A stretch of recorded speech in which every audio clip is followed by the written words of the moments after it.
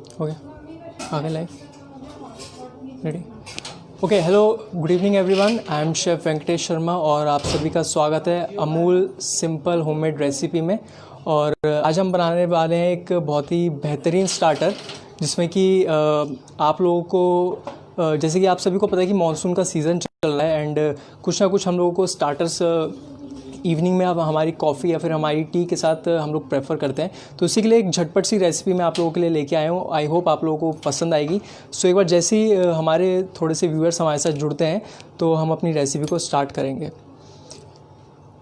सबसे पहले मैं इंट्रोडक्शन दे देता हूँ अपनी रेसिपी के बारे में। आज की जो हमारी रेसिपी है वो है प्याज की अशरफियाँ। अब कई लोग मेरे से पूछेंगे कि शेफ़ प्याज की अशरफियाँ नाम क्यों दिया है।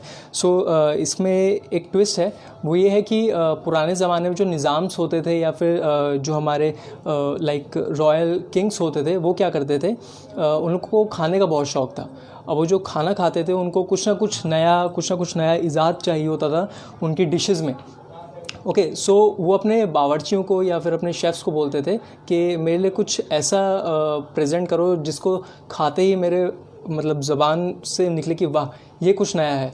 तो जब उनके खानसा में कुछ ऐसा उनको नया कुछ ट्विस्ट के साथ कुछ रेसिपी प्रेजेंट करते थे, जो निज़ाम होते थे या फिर जो भी किंग होते थे, वो उस डिश से खुश होकर क्या करते थे, उसको अपनी प्रजा में बंटवाते थे। अब उसके बीच में वो क्या करते थे, कुछ अशरफियाँ, कुछ हीरो जवाहरात वो उस डिश के अंदर, उन कबाब्स के अंदर स्टफ़ करके देते थे। ठीक है, तो जब पब्लिक खाती थी, वहाँ की प्रजा जब खाती थी तो उनको सॉरी, खाते खाते वो अशरफियाँ मिलती थी तो वो खुश होते थे। तो आज की जो हमारी रेसिपी है वो है प्याज अशरफियाँ। मेन प्याज के पकोड़े हैं, बट उसके अंदर एक ट्विस्ट है, जब हम उसको खाएंगे तब वो हमारे पास एक अशरफियों की तरीके से एक छुपा हुआ एक कुछ नया आइटम निकल के आएगा। यही आज की हमारी रेसिपी के बारे में उसका इंट्रोडक्शन प्याज के अशरफियों का। ठीक है, तो चलिए शुरू करते हैं।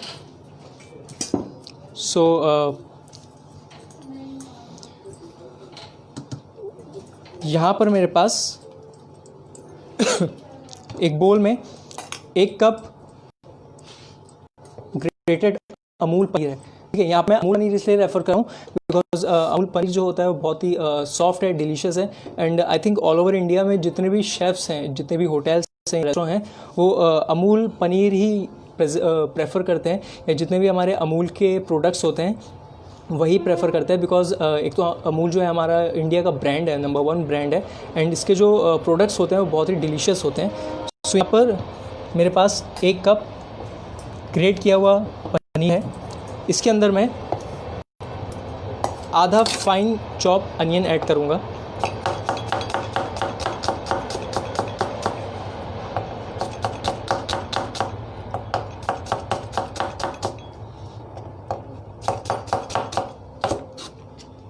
अगर आप लोगों के कोई भी क्वेश्चंस हो, कोई भी क्वेरीज हो इस रेसिपी से रिलेटेड या फिर कुकिंग से रिलेटेड एक्सेप्ट दिस रेसिपी, आप वो भी यहाँ पे पूछ सकते हैं। मैं आपके सभी सवालों का जवाब दूंगा।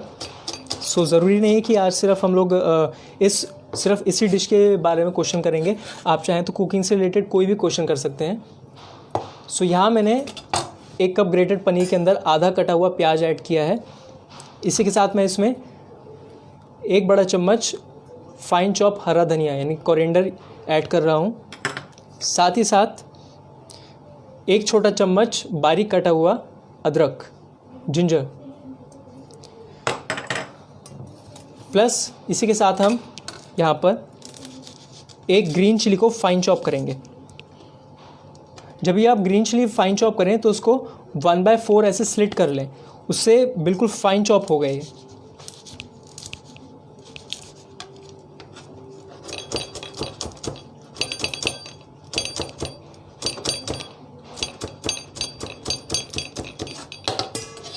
ये गया हमारा 1 फाइन ग्रीन चिली।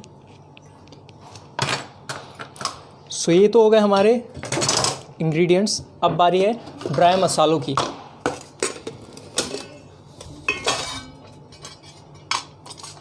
यहाँ पर मैं ऐड कर रहा हूँ 1 छोटा चम्मच सॉल्ट, आधा छोटा चम्मच रेड चिली पाउडर और 1/4 टीस्पून हल्दी। साथ ही मैं यहाँ पर ऐड कर रहा हूँ crush black pepper. Black pepper जो है यहाँ पर एक हल्का सा किक देगा।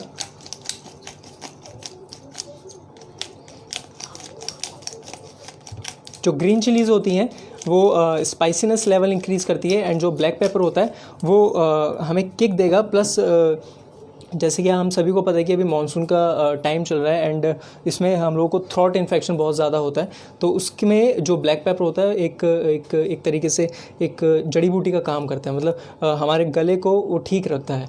ठीक है, तो चलिए इसको अच्छे से मिक्स कर लेते हैं पहले हम।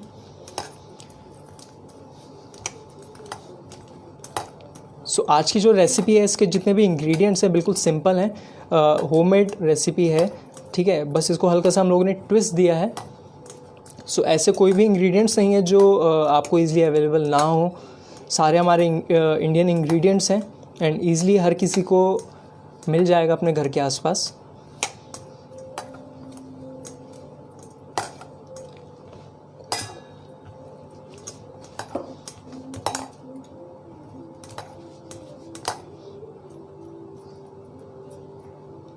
ओके, सो ये हमारा मिक्सचर रेडी है, इसको करते हैं साइड। और अब चलते हैं हमारी रेसिपी के दूसरे पार्ट की तरफ।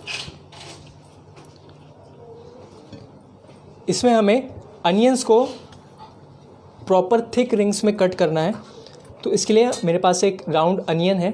ठीक है, बहुत ज़्यादा बड़ा भी अनियन नहीं लेना है और बहुत ज़्यादा छोटा अनियन भी नहीं लेना है, बिल्कुल मीडियम साइज़ का अनियन हम यहाँ पे प्रेफर करेंगे। सो इसको हमें इस तरीके से थिक स्लाइसेस में कट करना है।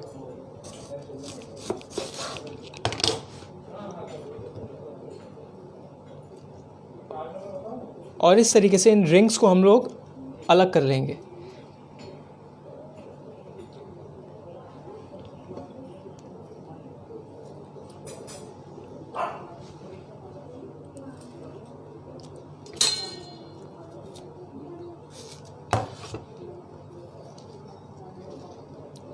बिल्कुल आराम से करें, अदरवाइज जो रिंग है वो टूटने के चांसेस हो जाते हैं।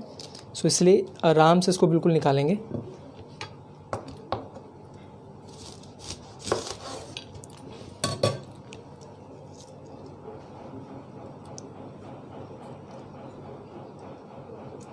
सो ये हमारे पास अनियन के रिंग्स जो हैं वो रेडी हैं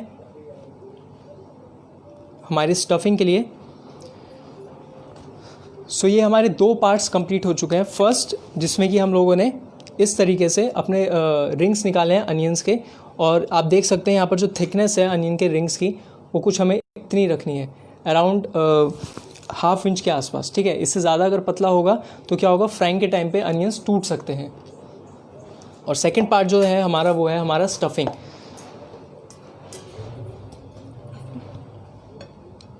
सो स्टफिंग जो है वो आप चाहें तो इसके अंदर आलू भी थोड़ा सा ऐड कर सकते हैं, अगर आप लोगों को थोड़ा सा बॉडी एक्स्ट्रा देना हो इसके अंदर। एंड अगर आप लोगों को स्पाइसीनेस लेवल इंक्रीज़ करना है तो आप अपने according green chillies, red chilli powder या फिर ब्लैक पेपर को इंक्रीज़ या फिर डिक्रीज़ कर सकते हैं।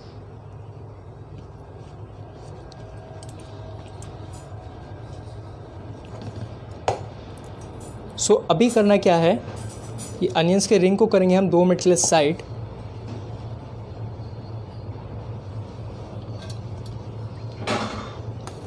और ये जो हमारा मिक्सचर था इसमें हमें देना है स्मोक फ्लेवर। ठीक है, बिकॉज पहले के जो निज़ाम्स होते थे या जो हम लोगों के खानसामे होते थे, बावर्ची होते थे मुगल्स के टाइम पे, वो लोग दम कुकिंग को बहुत ज़्यादा प्रेफर देते थे। ठीक है, तो उनकी मोस्ट ऑफ द जो डिशेस होती थी उसके अंदर चारकोल फ्लेवर होता था, यानी कि दम का एक फ्लेवर होता था। ठीक है तो एक वो स्मोकी फ्लेवर देने के लिए हम लोग यहाँ पर लाइटेड चारकोल का यूज़ करेंगे।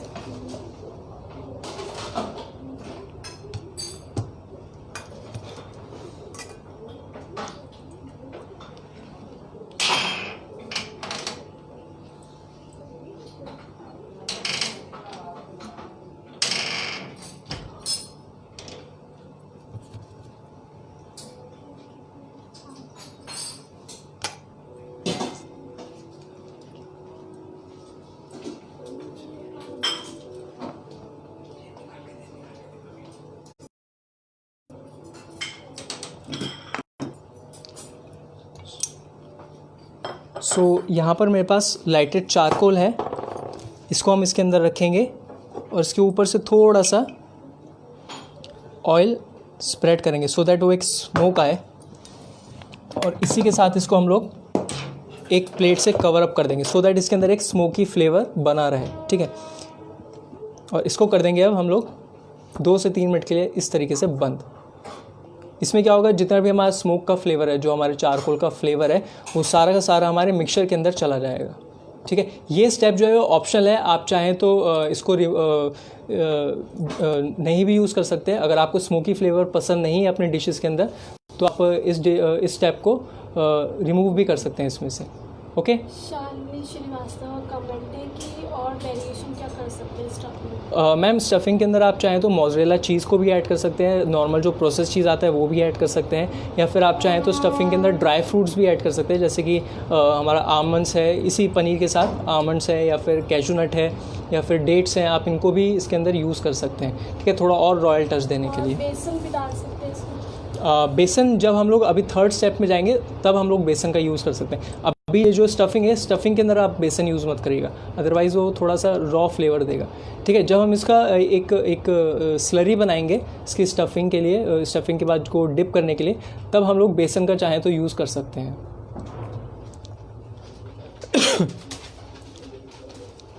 ओके, सो यहाँ पर स्मोक डन, ये आप देख सकते हैं,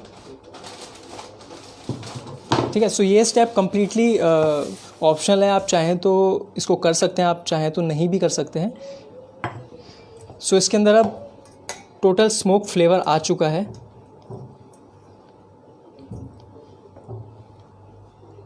ओके, सो अब रखते हैं इसको साइड में और वापस अपने अनियन रिंग्स को अपने चॉपिंग बोर्ड पे लेके आते हैं।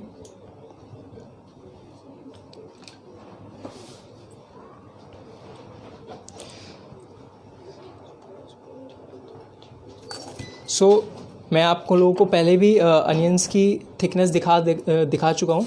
इससे ज़्यादा भी थिक नहीं होना चाहिए और इससे कम थिकनेस भी नहीं होनी चाहिए।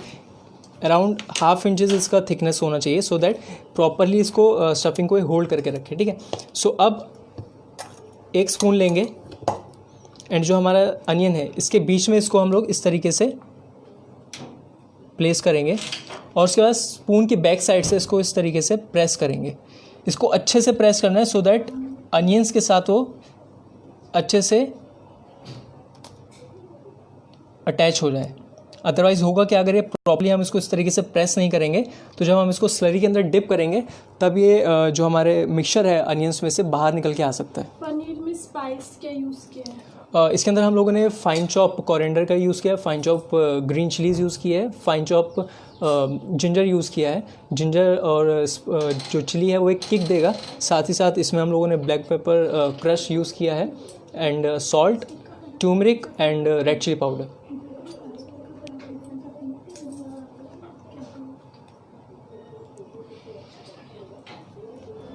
ओके, सो ये हमारा फर्स्ट रिंग रेडी है।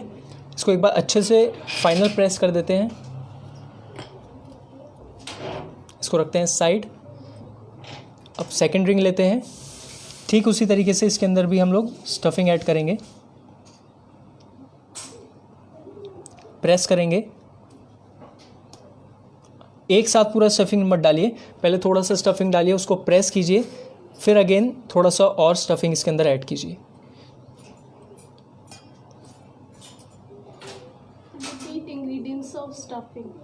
मैम इसके जिसने भी क्वेश्चन पूछा है, सो इसके अंदर हम लोगों ने 1 कप ग्रेटेड पनीर ऐड किया है।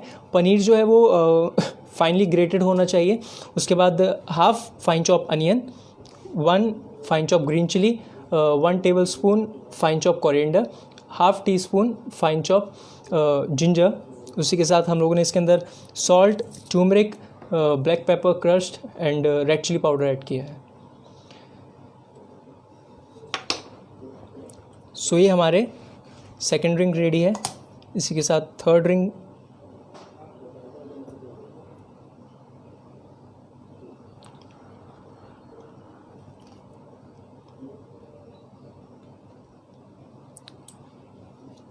ये याद रखिएगा कि ये जो स्टेप है प्रेसिंग वाला, ये सबसे इम्पॉर्टेंट है। अगर आपने प्रॉपर प्रेसिंग नहीं किया तो जब हम लोग स्टफिंग को स्लरी में एंड ब्रेड क्रम्स में डिप करेंगे तब ये स्टफिंग जो है हमारा निकल के बाहर आ सकता है।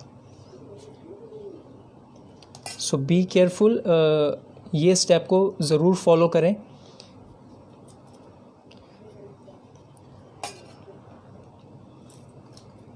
How do I make chicken juicy tender? Ma'am आप चाहें तो उसको पहले एटलीस्ट 1 आवर के लिए जिंजर गार्लिक पेस्ट लगा के उसको फ्रिज के अंदर रख सकते हैं। साथ ही साथ अगर आपके पास पाइनएप्पल जूस है, ठीक है, तो जिंजर गार्लिक के मैरिनेशन के साथ आप हाफ कप या फिर 1/4 कप पाइनएप्पल जूस उसके अंदर ऐड कर दीजिए। पाइनएप्पल जूस जो होता है वो जो है टेंडरनेस का काम करता है, एंड जो भी आपका चिकन होगा या फिर मटन होगा उसको जूसीनेस प्रोवाइड करेगा पाइनएप्पल जूस। सो जब भी आप मैरिनेशन करें तो थोड़ा सा उसके अंदर पाइनएप्पल जूस ऐड कर दें। Other than onion ring what can be used? आप चाहें तो इसके अंदर पोटैटोज़ के इस तरीके से रिंग काट के उसको स्कूप आउट करके एंड देन उसको पहले हाफ डीप फ्राई कर लीजिए। उसके बाद इस तरीके से स्टफिंग करके देन उसको वापस पूरा का पूरा डीप फ्राई कर सकते हैं, ठीक है। उसके अलावा आप चाहें तो इसके अंदर स्वीट पोटैटोज़ या फिर बेल पेपर्स का भी यूज़ करते हैं। बेल पेपर्स के रिंग्स कट करके उसके अंदर इस तरीके से स्टफिंग आप डाल सकते हैं। ओके, सो ये हमारे रिंग्स रेडी हैं।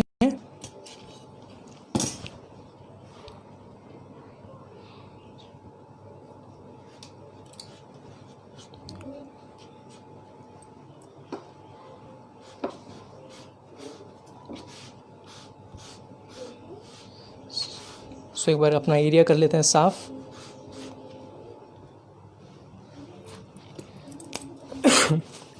ओके, सो ये अनियन रिंग जो है रेडी हो चुके हैं। अब चलते हैं हमारे नेक्स्ट स्टेप की तरफ, जो है स्लरी प्रिपेयर करना।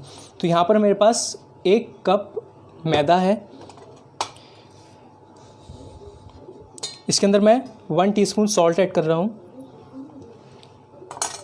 साथ ही half teaspoon black pepper. मैं यहाँ क्रश ब्लैक पेपर ले रहा हूँ, आप चाहें तो ब्लैक पेपर पाउडर का भी यूज़ कर सकते हैं।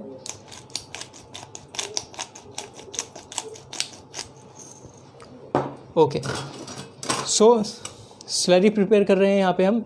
इसमें मैंने मैदा लिया है, आप चाहें तो मैदे को स्किप करके इसके अंदर बेसन का भी यूज़ कर सकते हैं। ओके, सो इसको एक बार ड्राई इंग्रेडिएंट्स को अच्छे से मिक्सअप कर लेंगे so that salt black paper पूरे मैदे के अंदर मिक्सअप हो जाए। अब इसके अंदर ऐड करेंगे वाटर,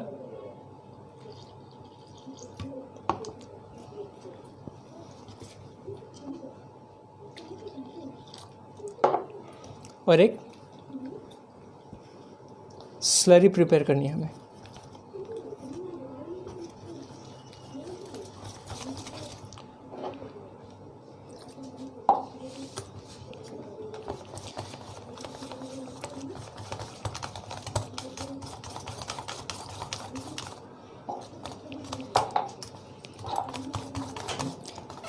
इस चीज़ का ध्यान रखिएगा कि जो आप स्लरी प्रिपेयर कर रहे हैं इसके अंदर बिल्कुल भी लम्प्स ना हो, प्लस स्लरी जो है वो बहुत ज़्यादा थिन भी नहीं होनी चाहिए, मतलब पतला भी नहीं होना चाहिए और बहुत ज़्यादा थिक भी नहीं होना चाहिए, ये एकदम मीडियम होना चाहिए।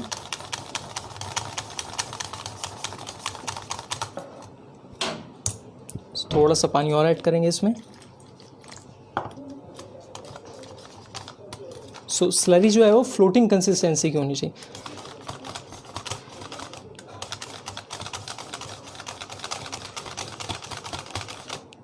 सो यहाँ स्लरी हमारी रेडी है ऑलमोस्ट।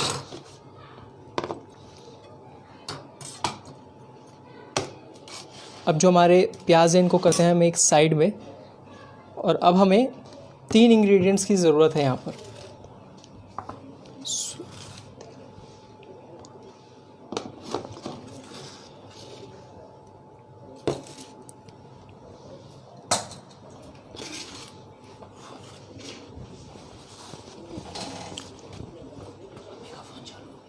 ओके, सो यहाँ पर हमारे पास है ब्रेड क्रम्स। यहाँ पर मैंने 2 कप ब्रेड क्रम्स लिए हैं, साथ ही साथ आधा कप मैदा। यहाँ सूखा मैदा लिया है मैंने, इसके अंदर ना सॉल्ट ऐड किया है ना ब्लैक पेपर, कुछ भी नहीं।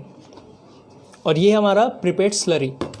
ओके, अब आप सभी होम शेफ्स के लिए एक टिप, जब भी आप कोई ऐसा स्टार्टर प्रिपेयर कर रहे हैं या कोई भी ऐसी डिश प्रिपेयर कर रहे हो जहाँ पर आपको स्लरी के साथ भी काम करना है और ब्रेड क्रम्ब के साथ भी काम करना है, तो अपने दोनों हाथों को एक साथ यूज़ मत करें, हमेशा एक एक करके हाथ यूज़ करें। बिकॉज अगर आप दोनों हाथ स्लरी में डिप करके यूज़ करेंगे एंड उसके बाद ब्रेड क्रम्ब में डिप करेंगे तो क्या होगा, ब्रेड क्रम्ब जो है वो लंपी हो जाएगा, उसके अंदर लम्प्स क्रिएट हो जाएंगे। ठीक है, उसके बाद जब आप वापस उसको डबल कोटिंग करने जाएंगे तो पूरा का पूरा कोटिंग आपके ख़राब हाथों की वजह से स्लरी के अंदर निकल जाएगा। सो यहाँ पर करना क्या है, एक हाथ को खाली रखेंगे और एक हाथ से हम पहले वर्क करेंगे। सो ये जो हमारा प्रिपेयर्ड रिंग था, इसको इस तरीके से डिप करना है, पहला डिप। उसके बाद इसको इस तरीके से कोट करना है, देन ब्रेड क्रम्ब से कोट, और अब दूसरे हाथ से इसको इस तरीके से हम लोग प्रेस करेंगे। Okay, then again first hand में, देन स्लरी में डिप, एक्स्ट्रा स्लरी आउट, और इसको वापस ब्रेड क्रम्ब्स के अंदर। यहाँ मैं डबल कोटिंग इसलिए कर रहा हूँ बिकॉज पनीर है, पनीर जो है क्रम्बी होता है। सो अगर सिंगल कोटिंग होती है तो उसमें डीप फ्राइंग के टाइम पर हमारी जो स्टफिंग है वो निकलने के चांसेस होते हैं। ठीक है, तो इसीलिए मैं यहाँ पर डबल कोटिंग कर रहा हूँ। ये देख सकते हैं आप, एक जैसे अशरफी होती है, जैसे हमारे एक सोने के सिक्के होते हैं, उसी की शेप का एक ये हमारे पास ये आज का स्टार्टर आ चुका है। सो अगेन स्लरी के अंदर डिप, देन रिफाइंड फ्लावर के अंदर कोट, उसके बाद bread crumb, then again slurry, again bread crumb, press करेंगे,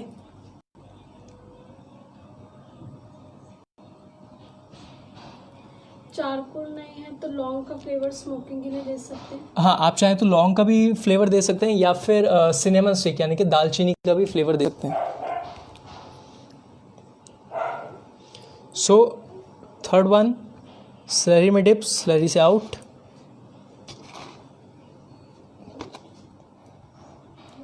ब्रेड क्रम्ब प्रेस किया, extra bread crumb out, and वापस स्लरी के अंदर डिप, एंड वापस ब्रेड क्रम्ब्स। सो ये प्रोसेस है, इससे आपके दोनों हाथ एक साथ गंदे नहीं होंगे।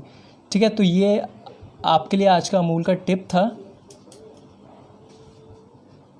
सो आई होप नेक्स्ट टाइम जब भी आप इस तरीके से स्टार्टर प्रिपेयर करेंगे तो मेरे को ज़रूर याद करेंगे।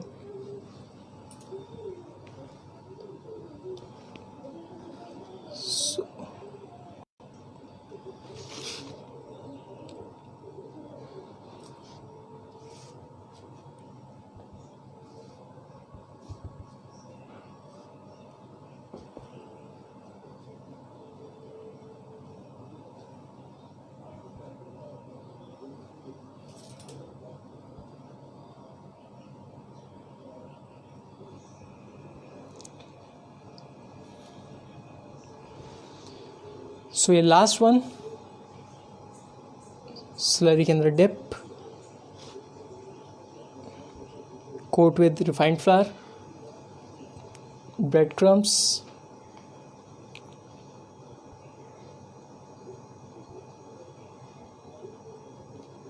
Again slurry, and last round of bread crumb. One question, is bread crumb is important? Yes, बिल्कुल। ब्रेड क्रम्ब्स जो होते हैं वो एक क्रिस्पीनेस देंगे। ठीक है, आप चाहें तो फ्रेश ब्रेड क्रम्ब भी यूज़ कर सकते हैं। यहाँ पर मैंने फ्रेश ब्रेड क्रम्ब यूज़ किया है। कुछ नहीं, मार्केट से ब्रेड परचेज़ किया, मिक्सर ग्राइंडर में डाला, उसको ग्राइंड कर लिया, दैट्स इट। ये मैंने जो ब्रेड क्रम्ब्स यूज़ किए हैं फ्रेश ब्रेड क्रम्ब्स हैं। जब भी आप किसी स्टार्टर में ब्रेड क्रम्ब्स यूज़ करें सो प्रेफर कीजिए फ्रेश ब्रेड क्रम्ब्स करें instead of dry. Fresh bread crumbs जो होते हैं वो ज़्यादा क्रिस्पीनेस देंगे और ज़्यादा अच्छा फ्लेवर देंगे। सो ये रिंग्स रेडी हैं।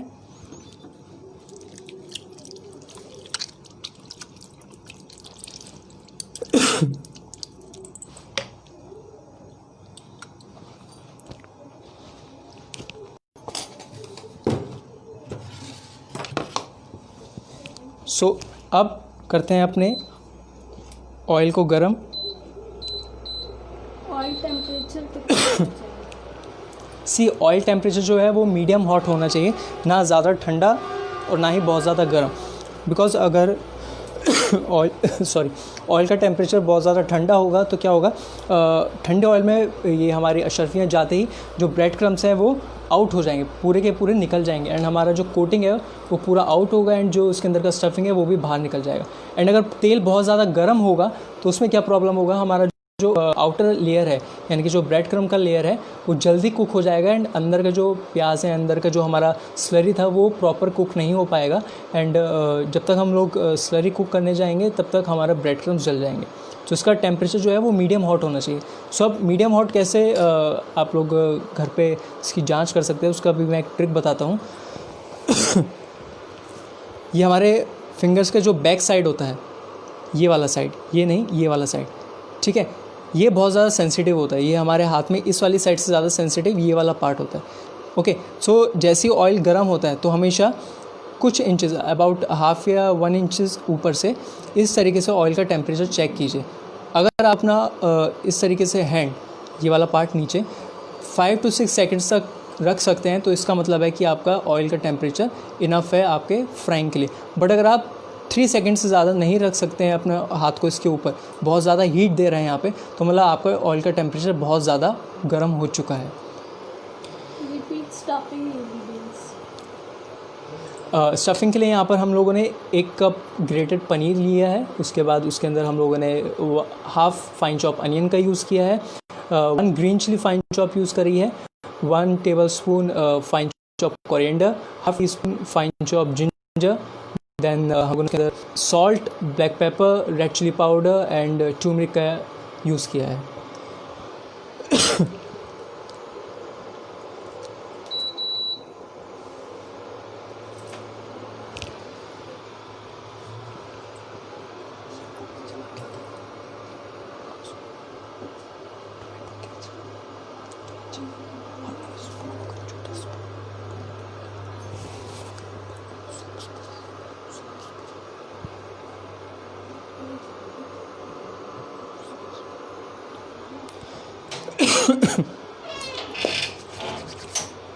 सो जब तक हमारा ऑयल गर्म होता है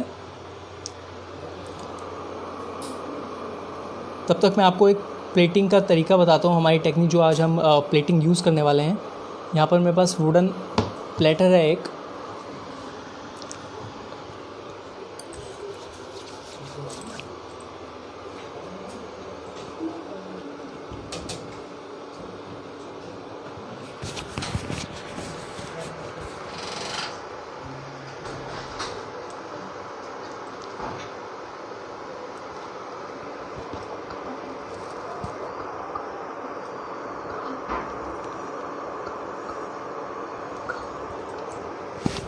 ओके। सो ऑयल ऑलमोस्ट गर्म होने वाला है हमारा।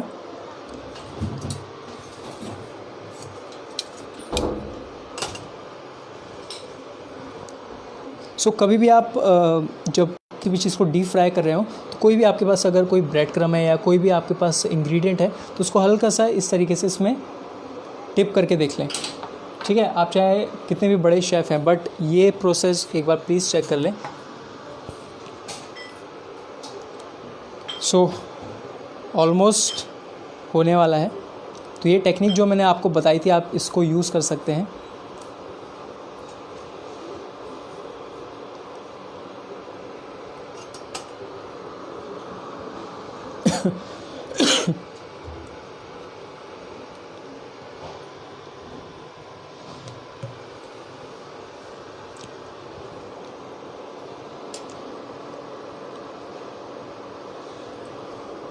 सो इस रेसिपी को सीखने के बाद प्लीज़ शाम को अपनी चाय या कॉफ़ी के साथ इसको ज़रूर प्रिपेयर कीजिएगा। एंड मुझे फेसबुक पे या इंस्टाग्राम पे ज़रूर टैग करके बताइएगा कि कैसी लगी आपको ये डिश। सो ऑयल गरम। सो एक एक करके अब अपनी अशरफियों को डीप फ्राई करेंगे। 2 3 4 एंड 5।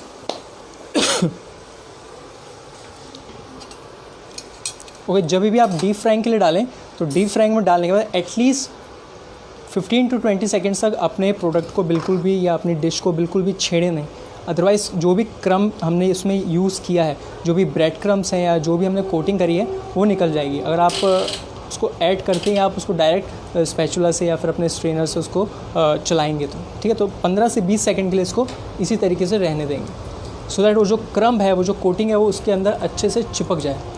नीता का क्वेश्चन है, कोई भी सब्जी में दे सकते हैं लौंग या दालचीनी का स्मोक? बिल्कुल, आप किसी भी राइस प्रिपरेशन, किसी भी स्टार्टर प्रिपरेशन, किसी भी मेन कोर्स में दे सकते हैं, अगर आपको स्मोकी फ्लेवर अच्छा लगता है तो।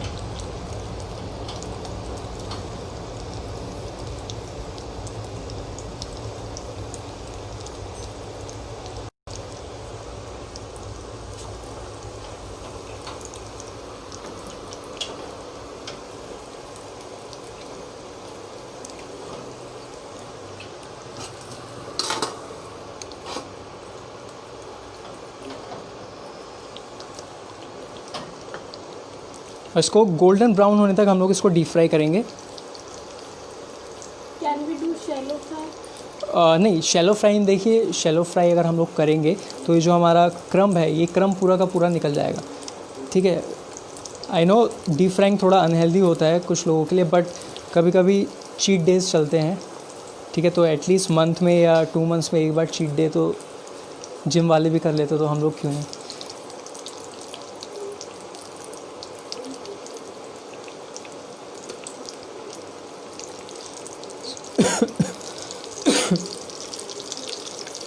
कुछ डिशेस ऐसी होती हैं जिनका अगर उसी तरीके से हम लोग प्रिपेयर करें तभी ज़्यादा टेस्ट आता है, तभी ज़्यादा खाने में मज़ा आता है। जैसे अगर बिरयानी है, बिरयानी को अगर हम लोग दम देंगे तभी खाने में ज़्यादा मज़ा आएगा। अगर उसको पुलाव की तरह बनाएंगे तो फिर वो पुलाव ही हो जाएगा ना। तो इसी तरीके से इसको अगर आप शैलो फ्राइंग करके बनाएंगे तो ज़्यादा मज़ा नहीं आएगा खाने में। सो डीप फ्राइंग करके बनाएं, एटलीस्ट महीने में एक बार ही खाएँ या 2 महीने में एक बार खाएँ, बट डीप फ्राइंग के साथ ही खाएँ।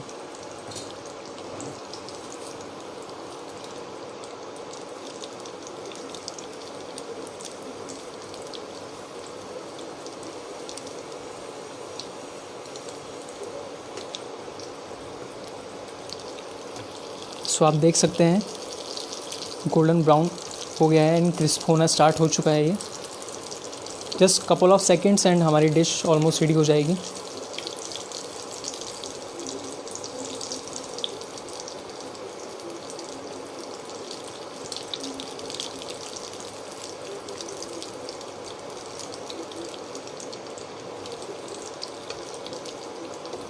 सो ये जो मैंने आपको ट्रिक बताई, इसको प्लीज़ ध्यान में रखिएगा कि कभी भी आप जब भी कोई क्रम कोटेड चीज़ डीप फ्राई कर रहे हैं तो उसको एटलीस्ट 10 से 15 सेकंड तक बिल्कुल भी छेड़े ना, अदरवाइज़ जो भी उसका क्रम था वो सारा निकल के बाहर आ जाएगा।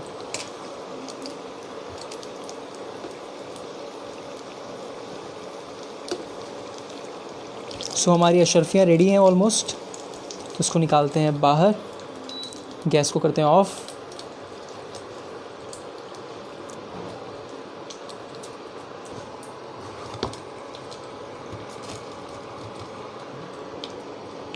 सो अनियन के पकोड़े, अनियन की भजिया आपने बहुत खाई होंगी, बट कर सकते हैं। यस, बेक कर सकते हैं आप।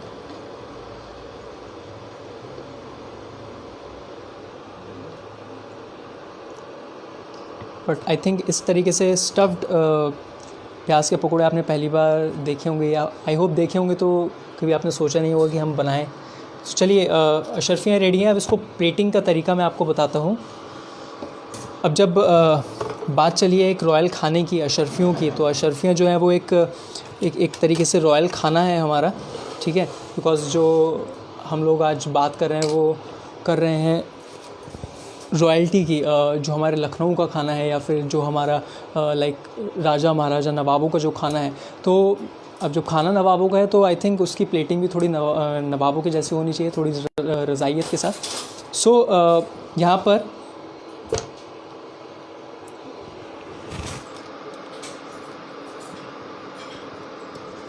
मेरे पास वुडन प्लेटर है,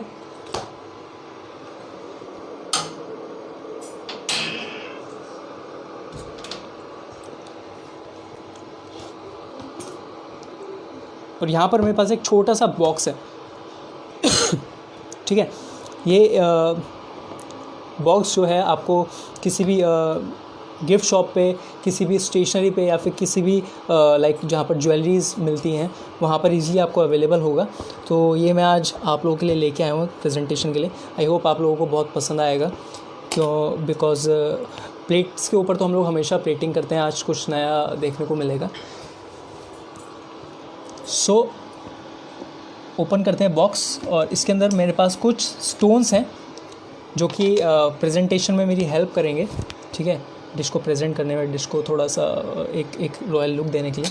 सो ये जो मेरी अशर्फियाँ हैं इसको रखेंगे इसके अंदर।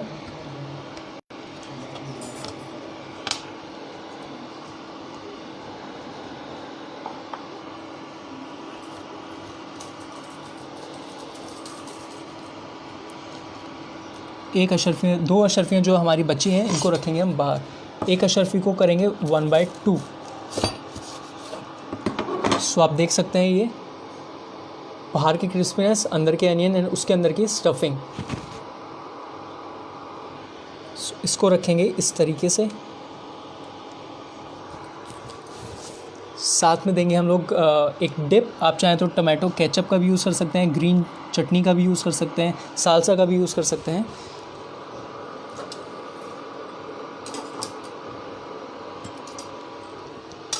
और यहाँ पर मेरे पास है एक छोटा सा मिनिएचर। अगर रॉयल्टी की बात करें तो लखनऊ को जब खाना होता है तो वहाँ के जो राजा महाराजा होते थे वो हुक्का बहुत पीते थे, बहुत प्रेफर करते थे। तो इसके साथ एक कॉम्बिनेशन मैंने बिठाया है। सो यहाँ पर एक मिनिएचर हुक्का, एक छोटा सा ये एक टॉय है, इसको मैं यहाँ पर प्रेजेंट कर रहा हूँ जस्ट फॉर एक सिर्फ एक शो पीस है, ठीक है, इसके अलावा कुछ नहीं।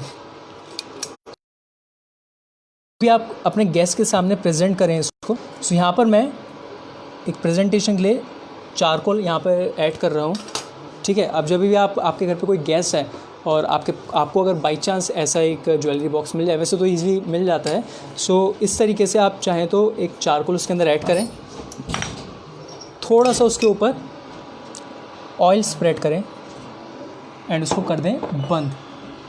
ओके, अब होगा क्या, इसके अंदर वापस एक स्मोक फ्लेवर आएगा एंड जब आप गेस्ट के सामने अपने जो भी आपके रिलेटिव्स आए, जो भी आपके गेस्ट हो, फ्रेंड्स हो, उनके सामने जब आप ओपन करेंगे तो इस तरीके से पूरा धुआं होगा एंड स्मोक होगा। ओके, सो ये थी हमारी आज की डिश विच इज़ प्याज की अशर्फियाँ। आई होप आप लोगों को ये रेसिपी पसंद आई होगी एंड कुछ नया आज जो है सीखने को मिला होगा, बिकॉज़ प्याज की भजिया, प्याज के पकौड़े हम लोग डेली खाते हैं, ठीक है, डेली नहीं तो वीक में 1 या 2 बार हम लोग खा ही लेते हैं। बट ये आज कुछ नया हम लोगों ने सीखा, कुछ नया इनोवेटिव डिश देखने को मिली है। सो प्लीज़ ये डिश बनाएं, एक बार ज़रूर बनाएं। एक बार बनाने के बाद फिर मेरे को टैग करें, चाहे तो फेसबुक पे, चाहे तो इंस्टाग्राम पे, and please let me know कि आप लोगों को कैसी लगी, आप लोगों को इसका टेस्ट कैसा लगा है। आप चाहें तो मेरे को फेसबुक पे एंड इंस्टाग्राम पे फॉलो कर सकते हैं। इस तरह की नई नई रेसिपीज़ या फिर इस तरह के अच्छे प्रेजेंटेशंस के लिए आप मेरे को इंस्टाग्राम पे फॉलो कर सकते हैं। मैं इंस्टाग्राम एंड फेसबुक पे शेफ़ वेंकटेश शर्मा के नाम से ही अवेलेबल हूँ। सो किसी और का कोई क्वेश्चन, कोई क्वेरी तो प्लीज़ जल्दी से पूछ सकते हैं आप। What are the different type of sugar and how do they act on baking? जो डिफरेंट टाइप ऑफ शुगर्स होते हैं, first one is granulated sugar जो हम लोगों के घरों में नॉर्मल मिलता है। उसके बाद आइसोमाल्ट शुगर आता है जो कि हम लोग शुगर आर्ट्स में यूज़ करते हैं, केक्स पे या फिर शुगर के जो डेकोरेटिव आइटम्स बनाने होते हैं उसमें हम लोग यूज़ करते हैं, ठीक है। उसके बाद आता है हमारा एक आइसिंग शुगर आता है जो हम लोग केक्स के लिए यूज़ करते हैं। उसके बाद आता है हमारा एक फाइन पाउडर शुगर आता है जो कि हम लोग टी, कॉफ़ी या फिर जब हम लोग केक्स प्रिपेयर करते हैं तो उसके लिए भी हम लोग यूज़ करते हैं। तो हर एक का जो होता है यूज़ अलग अलग है। जो हमारा ग्रैनुलेटेड शुगर है उसको हम लोग नॉर्मल टी, कॉफ़ी या फिर अपने जो हम लोग इंडियन डेजर्ट्स बनाते हैं उसके अंदर यूज़ करते हैं, ठीक है। जो हमारा लाइक पाउडर शुगर है या फिर आइसिंग शुगर है वो हमारा केक्स के अंदर यूज़ होता है। प्लस जब भी हम लोग बेकिंग की बात करते हैं, बेकिंग में जब हम लोग शुगर यूज़ करते हैं तो हमेशा पाउडर शुगर यूज़ करते हैं। वो इसलिए करते हैं सॉरी, बिकॉज वो जो है हमारे बैटर के साथ, हमारे एग्स के साथ या फिर जो भी हमारा केक का बैटर होता है उसमें ईज़िली इन्वॉल्व हो जाता है, ठीक है। अगर ग्रेनुलेटेड शुगर की हम बात करते हैं तो उसको मेल्ट होने में थोड़ा टाइम लगता है, बटर के साथ या फिर जो हमारा बैटर होता है उसके साथ इनकॉर्पोरेट होने में थोड़ा सा टाइम लेता है वो, ठीक है, बिकॉज वो ग्रेनुअल्स होता है, वो इतनी ईजिली डिजॉल्व नहीं होता है। प्लस जो हमारा पाउडर फॉर्म का शुगर होता है वो ईजिली डिजॉल्व हो जाता है बिकॉज वो पाउडर फॉर्म में होता है, तो वो किसी भी इंग्रेडिएंट्स के साथ ईजिली मैचअप हो जाता है। वहीं ग्रेनुलेटेड शुगर को मैचअप होने में थोड़ा सा टाइम लगता है। एंड जो आइसोमाल्ट शुगर होती है वो हम लोग मोस्टली यूज़ करते हैं सिर्फ डेकोरेटिव आइटम्स के लिए। Okay, any other questions?